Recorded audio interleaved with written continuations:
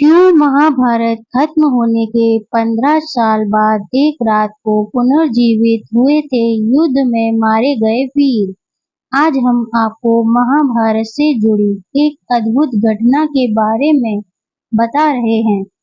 जब महाभारत युद्ध में मारे गए समस्त शूरवीर जैसे कि भीष्म, द्रोणाचार्य, दुर्योधन, अभिमन्यु, द्रौपदी के पुत्र कर्ण, शिखंडी आदि एक रात के लिए पुनर्जीवित हुए थे। यह घटना महाभारत युद्ध खत्म होने के 15 साल बाद घटित हुई थी। साथ ही हम आपको बताएंगे कि धृतराष्ट्र, गांधारी, कुंती और विदुर की मौत कैसे हुई। आइए इन सब के बारे में विस्तार पूर्वक जानते हैं। राजा बनने के पश्चात हस्तिनापुर में युधिष्ठिर धर्म व न्यायपूर्वक शासन करने लगे। युधिष्ठिर प्रतिदिन धृतराष्ट्र व गांधारी का आशीर्वाद लेने के बाद ही अन्य काम करते थे।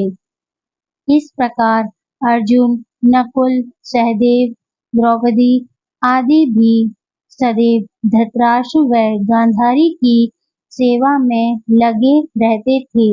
लेकिन भीम के मन में धृतराष्ट्र के प्रति हमेशा द्वेष भाव ही रहता।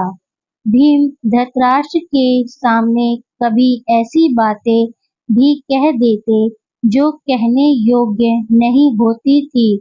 इस प्रकार धृतराष्ट्र गांधारी को पांडवों के साथ रहते रहते 15 साल गुजर गए। एक दिन भीम ने धृतराष्ट्र व गांधारी के सामने कुछ ऐसी बातें कह दी जिसे सुनकर उनके मन में बहुत शोक हुआ। तब धृतराष्ट्र ने सोचा कि पांडवों के आश्रय में रहते अब बहुत समय हो चुका है, इसलिए अब वानप्रस्थ आश्रम मतलब वन में रहना ही उचित समझा। गांधारी ने भी धृतराष्ट्र के साथ वन जाने में सहमति दे दी। धृतराष्ट्र व गांधारी के साथ विदुर व संजय ने वन जाने का निर्णय लिया। वन जाने का विचार कर धृतराष्ट्र ने युधिष्ठिर को बुलाया और उनके सामने पूरी बात कह दी। पहले तो युधिष्ठिर को बहुत दुख हुआ, लेकिन बाद में महर्षि वेदव्यास के कहने पर युधिष्ठिर मान गए। जब युधिष्ठिर को पता चला कि धृतराष्ट्र व गांधारी के साथ विदुर व संजय भी वन जा रहे हैं, तो उनके शोक की सीमा नहीं रही। धृतराष्ट्र ने बताया कि वे कार्तिक मास की पूर्णिमा को वन के लिए यात्रा करेंगे। वन जाने से पहले धृतराष्ट्र ने अपने पुत्रों व अन्य परिजनों के श्राद्ध के लिए युधिष्ठिर से धन मांगा। भीम ने द्वेषतावश धृतराष्ट्र को धन देने से इनकार कर दिया। तब युधिष्ठिर ने उन्हें फटकार लगाई और धृतराष्ट्र को बहुत सा धन देकर श्राद्ध कर्म संपूर्ण करवाया। तय समय पर धृतराष्ट्र, गांधारी, विदुर व संजय ने वन यात्रा प्रारंभ की। इन सभी को वन जाते देख पांडवों की माता कुंती ने भी वन में निवास करने का निश्चय किया। पांडवों ने उन्हें समझाने का बहुत प्रयास किया, लेकिन कुंती भी धृतराष्ट्र और गांधारी के साथ वन चली गईं। धृतराष्ट्र आदि ने पहली रात गंगा नदी के तट पर व्यतीत की। कुछ दिन वहां रुकने के बाद धृतराष्ट्र, गांधारी, कुंती, विदुर व संजय कुरुक्षेत्र आ गए। यहाँ महर्षि वेदव्यास ने वनवास की दीक्षा लेकर ये सभी महर्षि शतयूप के आश्रम में निवास करने लगे। वन में रहते हुए धृतराष्ट्र घोर तप करने लगे। तप से उनके शरीर का मांस सूख गया। सिर पर महर्षियों की तरह जटा धारण कर वे और भी कठोर तप करने लगे। तप से उनके मन का मोह दूर हो गया। गांधारी और कुंती भी तप में लीन हो गई।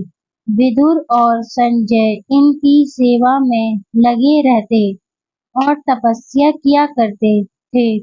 इस प्रकार वन में रहते हुए धृतराष्ट्र आदि को लगभग 1 वर्ष बीत गया।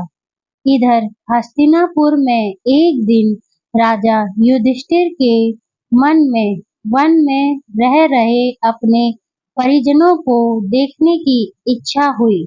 तब युधिष्ठिर ने अपने सेना प्रमुखों को बुलाया और कहा कि वन जाने की तैयारी करो। मैं अपने भाइयों व परिजनों के साथ वन में रह रहे महाराज धृतराष्ट्र, माता गांधारी व कुंती आदि के दर्शन करूंगा।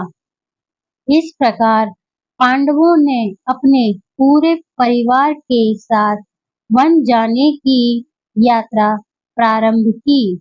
पांडवों के साथ वे नगरवासी भी थे जो धृतराष्ट्र आदि के दर्शन करना चाहते थे।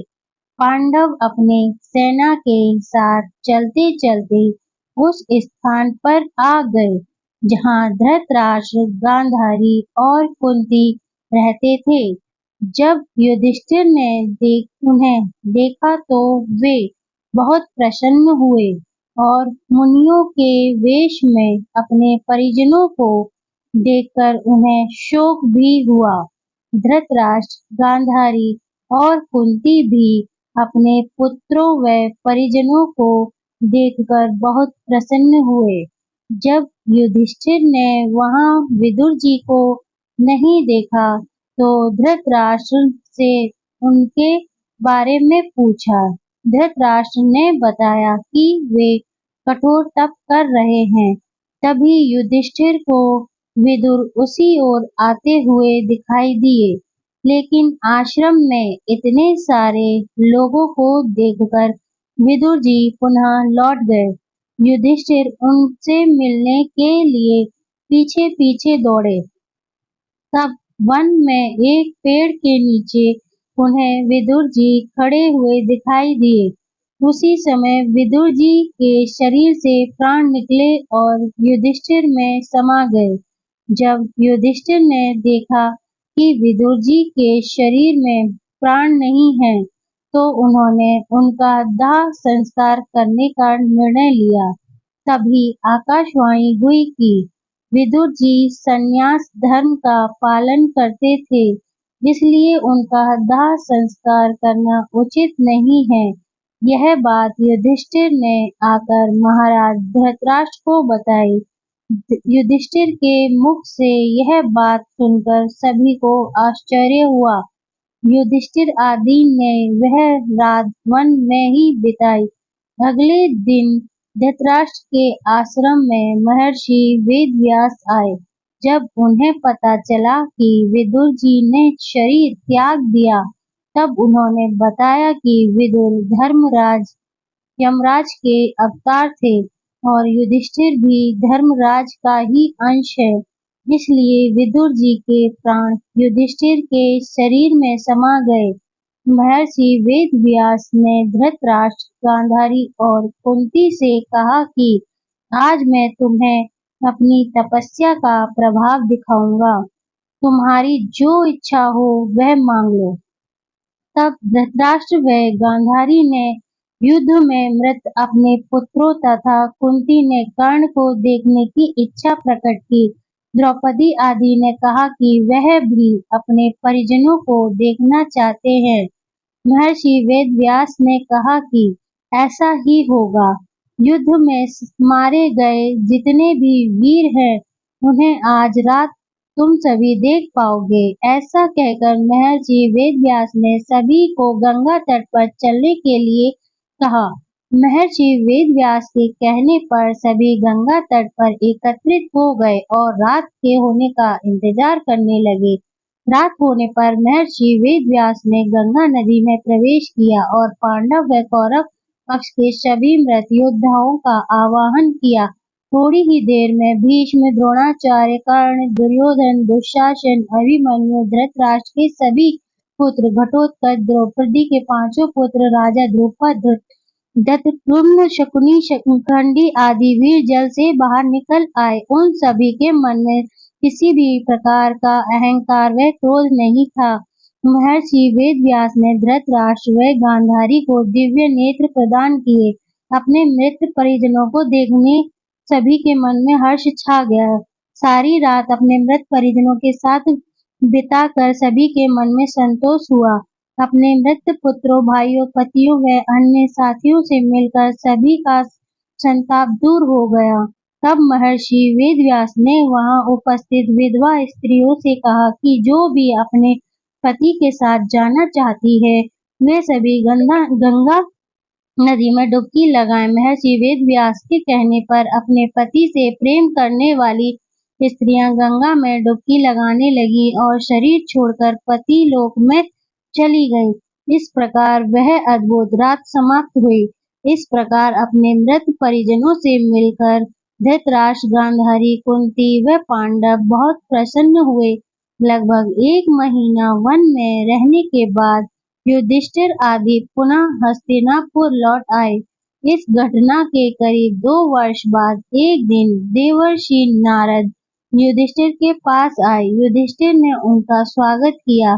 जब देवर्षि नारद ने उन्हें बताया कि वे गंगा नदी के आसपास के तीर्थों के दर्शन करते हुए आए हैं, तो युधिष्ठिर ने उनसे धृतराष्ट्र, गांधारी व माता कुंती के बारे में पूछा। तब देवर्षि नारद ने उन्हें बताया कि तुम्हारे वन से लौटने के बाद धृतराष्ट्र आदि हरिद्वार चले गए। वहां भी उन्होंने घोर तपस्या किया। एक दिन जब वे गंगा स्नान कर आश्रम आ रहे थे, तभी वन में भयंकर आग लग गई। दुर्बलता के कारण धृतराष्ट्र, गांधारी व कुंती भागने में असमर्थ थे, इसलिए उन्होंने उसी अग्नि में प्राण त्यागने का विचार किया और वहीं एकाग्रचित्त होकर बैठ गए। इस प्रकार धृतराष्ट्र, गांधारी व कुंती ने अपने प्राणों का त्याग कर दिया। संजय ने ये बात तपस्वियों को बताई और वे स्वयं हिमालय पर तपस्या करने चले गए। धृतराष्ट्र, गांधारी व कुंती की मृत्यु का समाचार जब महल में फैला तो हाहाकार मच गया। तब देवर्षि नारद ने उन्हें धैर्य बंधाया। युधिष्ठिर ने विधि पूर्वक सभी का श्राद्ध कर्म करवाया और दान दक्षिणा देकर उनकी आत्मा की शांति के लिए संस्कार किए। वीडियो अगर पसंद आए हो तो वीडियो को लाइक, चैनल को सब्सक्राइब कीजिए और इसे ज़्यादा से ज़्यादा शेयर कीजिए। धन्यवाद।